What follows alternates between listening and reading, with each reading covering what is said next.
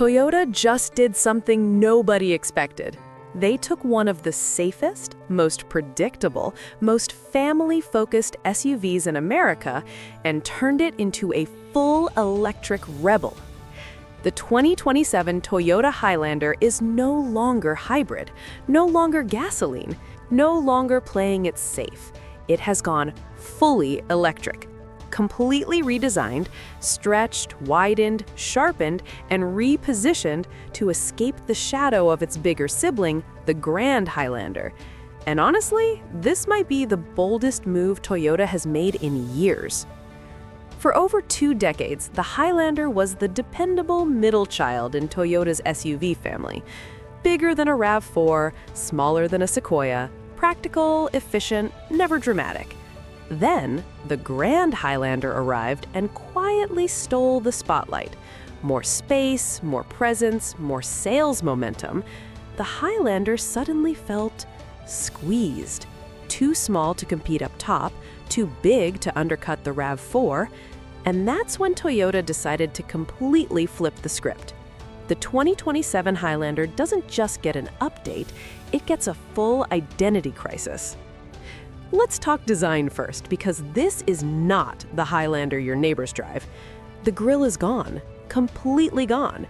In its place is a smooth, EV-style face that looks closer to the upcoming BZ Woodland than anything in the old lineup.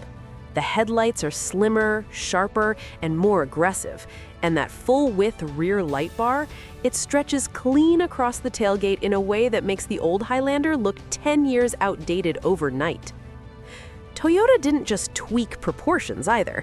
The new Highlander grows nearly 4 inches longer, but more importantly, the wheelbase stretches by a massive 8.1 inches. That's not a minor adjustment, that's structural transformation. The added wheelbase makes room for the battery pack while also improving cabin space and ride stability.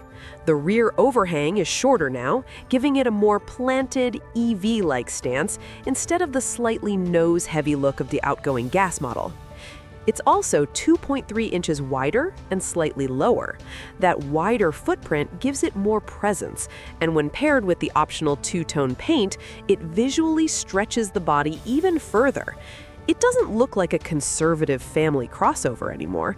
It looks intentional, almost defiant. Is it beautiful? That's subjective, but it absolutely won't be ignored. Inside is where Toyota plays it smarter. The cabin finally feels modern. A 12.3-inch digital instrument cluster sits ahead of the driver, paired with a massive 14-inch central touchscreen. And this isn't the old Toyota infotainment system that lagged and frustrated owners. This is the updated system we've already seen debut in the new RAV4. It's faster, cleaner, built around 5G connectivity. And it includes built-in dashcam functionality through Drive Recorder using the Highlander's onboard cameras. That's a huge leap forward for Toyota's tech game. The interior layout benefits from the added width.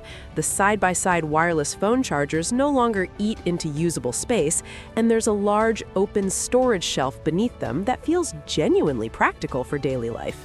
USB ports are everywhere.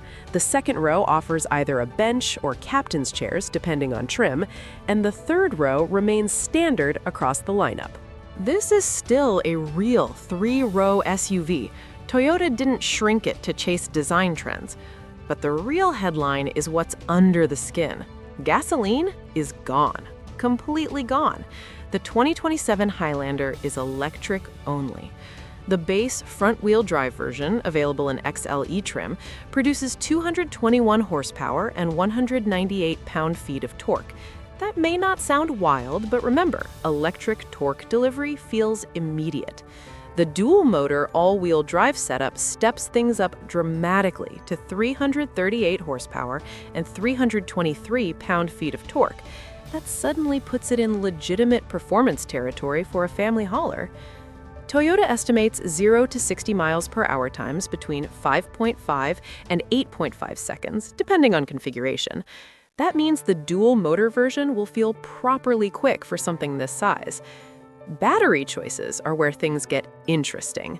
The standard battery is a 77 kilowatt-hour pack, expected to deliver 287 miles of range in single motor form and 270 miles with dual motors.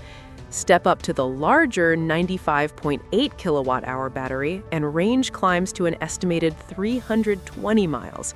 That places the Highlander directly into Kia EV9 territory. Charging performance is competitive, too. Toyota claims 10 to 80% fast charging in 30 minutes, regardless of battery size. That's slightly behind the Kia EV9's claimed 24 minutes, but still solid.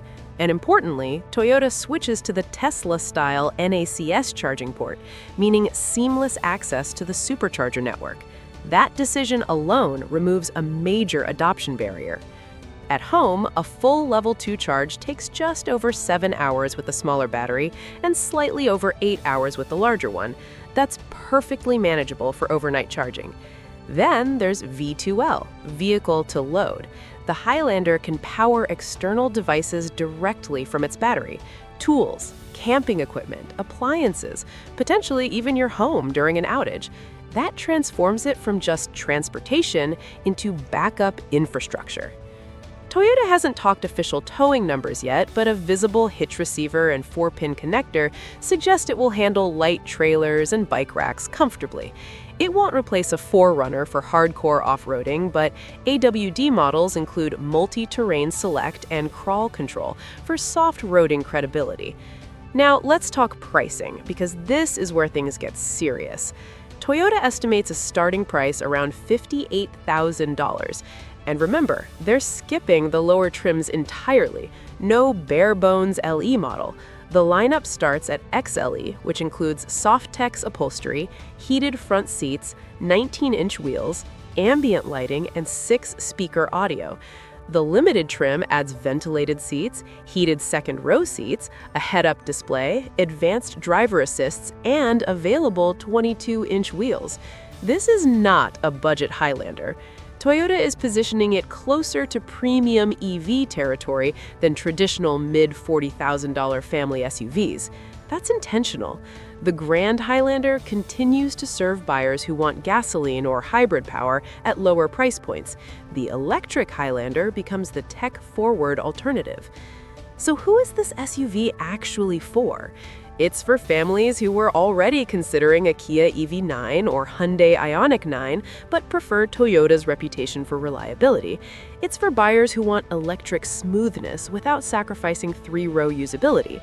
It's for suburban households that charge at home and appreciate predictable operating costs over fluctuating fuel prices. It's not trying to replace the Grand Highlander, it's trying to coexist. And that's the key.